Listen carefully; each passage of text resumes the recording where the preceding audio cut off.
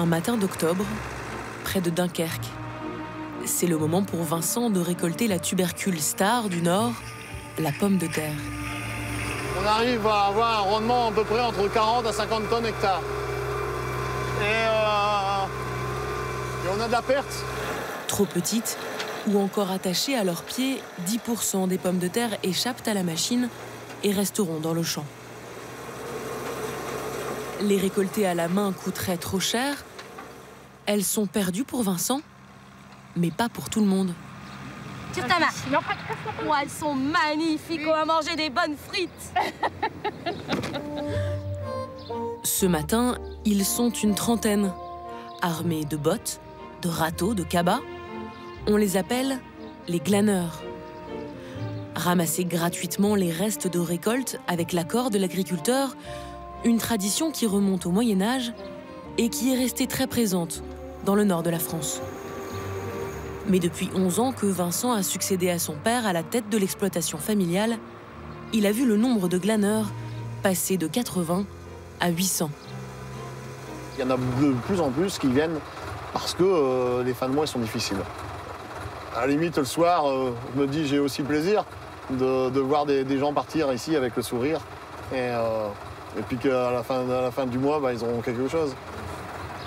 Chez les glaneurs, la générosité de Vincent fait mouche. D'autant plus que la pomme de terre est chère cette année. Le prix moyen au kilo est passé de 1,30 € l'an dernier à 1,80 €. Là, c'est de la grenaille. Pareil, la grenaille est vendue très très cher dans le commerce. Cela fait 6 ans que Jérôme vient glaner chaque année dans les champs de Vincent. Ça va m'aider financièrement parce que ça me permettra soit de m'acheter un beefsteak en plus, soit de mettre un peu de gasoil dans la voiture pour aller travailler, sans toucher à mon budget. Jérôme est salarié d'une association d'insertion de personnes handicapées. Il gagne le SMIC. Une fois payé son loyer, la pension alimentaire de sa fille, le crédit de sa voiture et ses charges, il lui reste 200 € pour se nourrir. 50 € par semaine. Aujourd'hui, il a ramassé la moitié de sa consommation annuelle de pommes de terre. Je pense qu'on est à 50 kilos les deux. 50 kilos qui vous ont coûté 0 €. 2h30 de promenade dans la nature, c'est tout. Ancien pompier volontaire et rugbyman, Jérôme était cariste pour un hypermarché. En 2006, il survit à la chute d'un container sur son chariot élévateur. 17 fractures et des semaines de coma. Il garde encore aujourd'hui de nombreuses séquelles physiques de l'accident.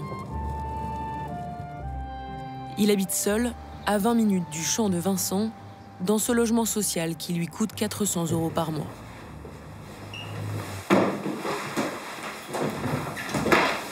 J'enlève tout de suite ce que ça fait pourrir. Ça, c'est également aussi du glanage. Glanage de marché. L'inconvénient, c'est que ça fait Vous beaucoup de glanez poussière. toutes sortes de choses. Tout ce qu'il y a, notamment le meuble qui est derrière vous, c'est du glanage. C'est un meuble qui partait à la poubelle que j'ai entièrement refait de A à Z. Voilà. Là, par exemple, j'ai mis le grillage à poules à la place de gros carreaux vitrés, avec une décoration de paille. Il y a la gazinière, la petite table où il y a la cafetière et les deux meubles où il y a les oiseaux. Il manquait les portes, donc j'ai trouvé 2 portes que j'ai réajustées dessus et que j'ai mis. Ça, c'est pareil. Ça, c'est un don. Ça, c'est un don. Ça, c'est de la récup. Ça, c'est de la récup. Ça, c'est de la récup. La grande glace aussi. Le canapé, c'est un don. Pareil, c'est un don qu'on m'a offert. La chaise, pareil. Récupération de bennes de magasin. Bennes de magasin. L'ameublement qu'il a mis dans leur benne parce qu'il avait un petit défaut. Tout simplement. Au volant d'une autre de ses trouvailles, une voiture d'essai quasi neuve qu'il a achetée la moitié de son prix, il part à la chasse, plusieurs fois par semaine, en quête des rebuts de la société de consommation. Dans quel état d'esprit vous êtes? Comme un gamin qui attend son jouet pour Noël. On espère trouver des choses, on attend des choses, on regarde. Parfois on est heureux, puis des fois on bredouille, mais déjà on prend l'air. Et puis rentrer bredouille, ça m'arrive rarement. Je trouve toujours une petite bricole ou une petite chose à ramener. Sa chaise et sa commode, c'est dans cette benne que Jérôme les a trouvées, sur le parking de ce magasin d'ameublement. Il y jette un œil au cas où, mais le filon est tari. La benne est désormais verrouillée. Là, je peux rien faire. Et puis de toute façon, je ne ferai rien parce qu'il y a une vidéosurveillance, donc j'ai pas envie d'avoir des ennuis avec la justice, simplement. Même si les grandes enseignes ne poursuivent que très rarement des glaneurs en justice, aux yeux de la loi, si ce parking est une propriété privée, alors récupérer des objets dans les bennes, c'est du vol. Il y a d'autres façons de trouver. Maintenant, je sais que les bennes, je ne les vais quasiment plus. Je prends toujours aux encombrants maintenant parce que c'est beaucoup plus simple. Et là, au moins, je suis sûr de ne pas avoir d'histoire puisque c'est mis à la rue. Donc, tout le monde peut se servir. Aujourd'hui, les magasins d'ameublement n'ont plus le droit de détruire leurs invendus. Ils doivent les confier à un éco-organisme qui s'occupera de les recycler ou de les donner à des associations. Jérôme a plus de chance dans la commune voisine. Il ne met pas longtemps à repérer un vieux salon de jardin. Ça, je peux le ramener. Là, le bois, il n'a rien. Ça, c'est démontable, donc je peux l'enlever. Ce qui fait que je vais pouvoir poser ensuite mes oiseaux dessus, la cage de mes oiseaux, pour pouvoir les déplacer sans avoir à forcer ou mettre mes pommes de terre, par exemple, dessus. Moi, je récupère tout ce que les gens ne veulent plus. Ça, c'est vraiment, ça va me servir. Et je vais les remettre au goût du jour, simplement. Bilan de l'après-midi, 2 tabourets, une planche avec des roulettes et un porte-casserole. Des meubles qu'il va retaper et, pour certains, revendre. Ça vole pas très haut, c'est des meubles qui sont vendus entre 20 à 30 euros maximum, quand c'est des petits meubles dans ce genre-là, quoi. Quand ils sont finis, je parle, rénovation et prêts à utiliser. Grâce à ses talents de bricoleur, Jérôme parvient à gagner un complément de revenus de 3 à 400 euros par an. Même les animaux sont glanés, parce que j'ai sauvé de la SPA, par exemple. Est-ce qu'il y a encore des choses qui vous manquent?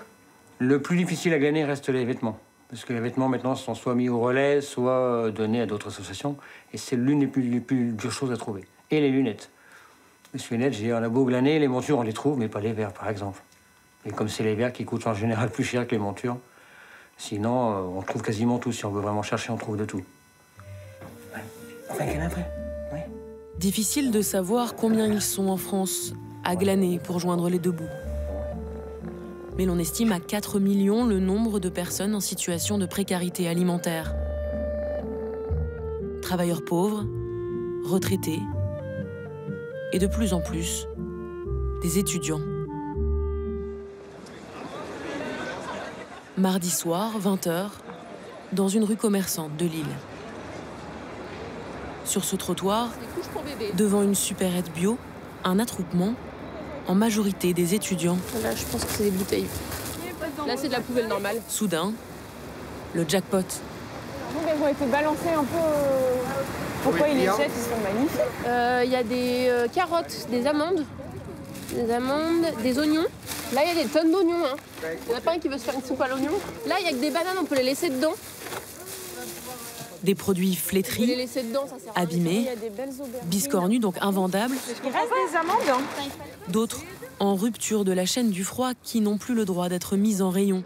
Et les mecs, ils ont d'habitude de mettre des trucs pourris dedans et que c'est trop chiant. Là, les mecs, ils ont tout plié, quoi. Mais certains aussi apparemment en très bon état. J'en ai plusieurs, tiens, il n'y a pas de souci. Ils font le bonheur d'Élie, étudiante en master d'art à l'université de Lille. Est-ce qu'il y a des trucs que vous cherchez en particulier? Non, on se pointe et puis on regarde ce qu'il y a et on s'adapte par rapport à ce qu'il y a. Là, je pense que j'en ai 3 fois trop, mais bon, on fera une soupe avec les copains, quoi. Parce que j'ai du maïs, j'ai des l'ail, tout neuf, nickel. Tout, c'est bio, c'est-à-dire que ça permet aussi de manger correctement. Elle vient 2 fois par semaine faire les poubelles ici. Non, juste les trucs qui sont ouverts, faut pas les garder, et puis le reste, on s'en fout. En France, seuls les supermarchés de plus de 400 mètres carrés ont l'interdiction de jeter leurs invendus alimentaires. Ce n'est pas le cas de celui-ci. Ce soir, Ellie repart avec 8 kilos de nourriture. Mais elle ne s'arrête pas là, elle fait toujours un petit tour sous les halles. Ils nous ont dit qu'ils avaient peut-être des trucs à nous passer, du coup, on y va. Chez le primeur bio, elle se sert directement dans les cagettes que le commerçant a mis de côté pour les glaneurs. Je suis pas fan des blettes. Tu les mets dans une casserole avec de l'huile, tu mets ce que tu veux dessus. Ouais, tu les fais revenir. Ça ne vous gêne pas de faire les poubelles? Non, j'ai pas l'impression de faire les poubelles, j'ai plutôt l'impression de pas gaspiller, de faire de la récup, parce que ça se mange. Enfin, elle est un peu flétrie, on est d'accord. Mais elle est très belle. Je mets un peu de vinaigre avec de l'eau, et voilà. Et on se fait une salade pour ce soir, directement. En 30 minutes de glane, Ellie a récupéré de quoi tenir 5 jours à 2 avec sa colocataire.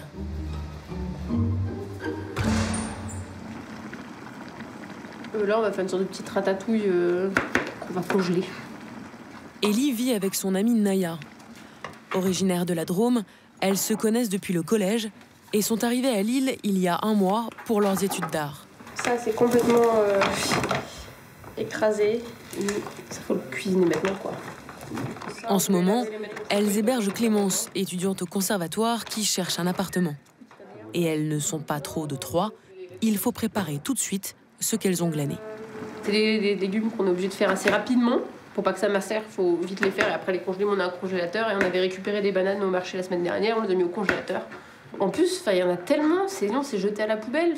C'est économique, c'est écologique, c'est tout. Et puis ça prend un peu de temps, mais pas plus de temps que finalement aller 3 fois au supermarché. Ellie et Naya assurent n'avoir jamais été malades en mangeant les fruits et légumes destinés à la poubelle. Grâce au glanage, elles ont réduit leur budget nourriture d'une 15aine d'euros par semaine. C'est les pommes. Les pommes. Ouais. Une économie bienvenue pour ces étudiantes qui comptent chaque euro, et pas seulement pour la nourriture. Ça, on va récup. C'est une chauffeuse pour faire dormir quelqu'un. Et là, c'est récup de cagettes. Mais ça coûte assez cher. Du coup, récup de cagettes et après, c'est qu'on a allé chercher sur le bon coin. L'armoire, on l'a payé 2 euros. Alors, on va faire le point un peu sur les dettes. Les petites dettes. Budget. Pour nous, Ellie et Naya font leur compte. Avec leur loyer, l'électricité, Internet, les transports en commun et la nourriture, elles ont chaque mois comme charge fixe 537,5 par personne. Bon. Ah, mais c'est intéressant de faire ça, dis donc. Attends. Ouais, moi j'ai 390 euros de bourse. Ouais. Leur bourse représente leur seul revenu, en attendant l'aide au logement de la CAF. Une fois leur charge fixe déduite, Ellie s'en sort à peine et Naya est en négatif. Elle est en négatif de 147,50 €. Et après la CAF, parce qu'on n'a pas encore tous les trucs de la CAF, elle sera en négatif de 20 €.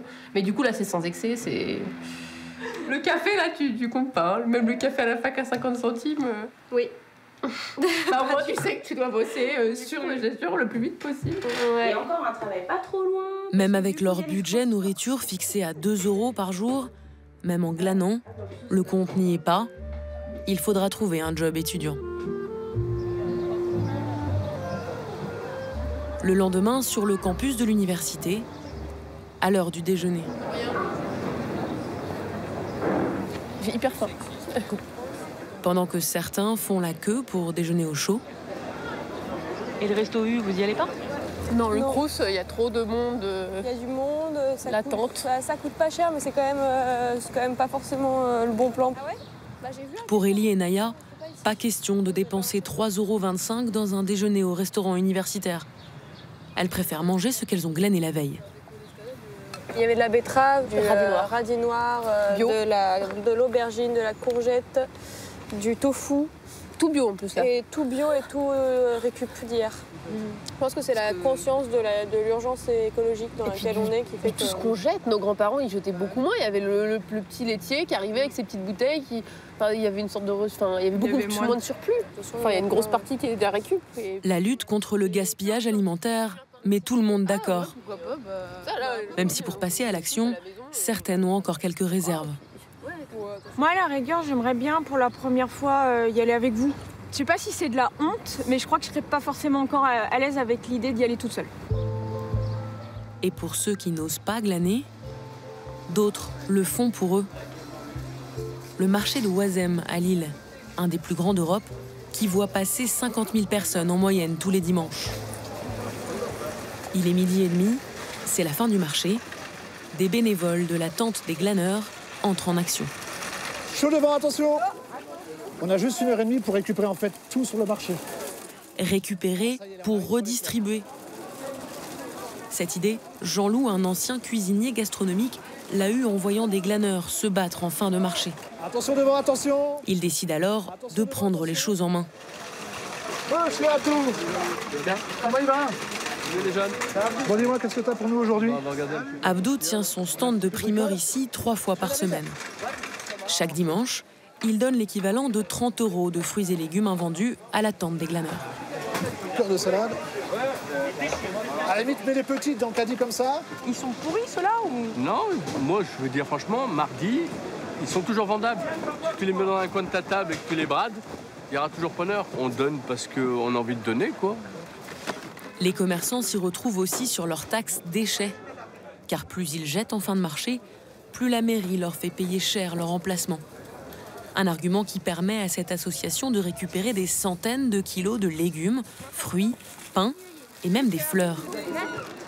C'est magique. Allez, 2 bouquets, 5 euros, 2 bouquets, 5 euros. Les bénévoles rapportent leur récolte sous une tente, en bordure du marché. À 14h30, c'est l'ouverture. Salut, tu vas bien? Ici, on ne demande ni pièce d'identité, ni justificatif de revenus. Juste le nombre de bouches à nourrir. On est à 6 à la maison, c'est parti. Allez-y. Tous ceux qui se présentent seront servis, en moyenne, 420 personnes chaque dimanche. Poivron, concombre, pommes de terre, salade. À la semaine prochaine, Agathe. Mères célibataires, retraités, travailleurs à faible revenu ou étudiants, comme Ellie et Naya. Alors, un petit chaud ou épinard? Moi, épinard, ça me va. Hein. Ouais, épinard, ouais. Comme au vrai marché, le client est roi. Chacun est libre de composer son propre cabas. Dans l'Hexagone, une vingtaine de tentes comme celle-ci ont été ouvertes. Aujourd'hui, en France, encore 16 milliards d'euros de nourriture partent à la poubelle chaque année.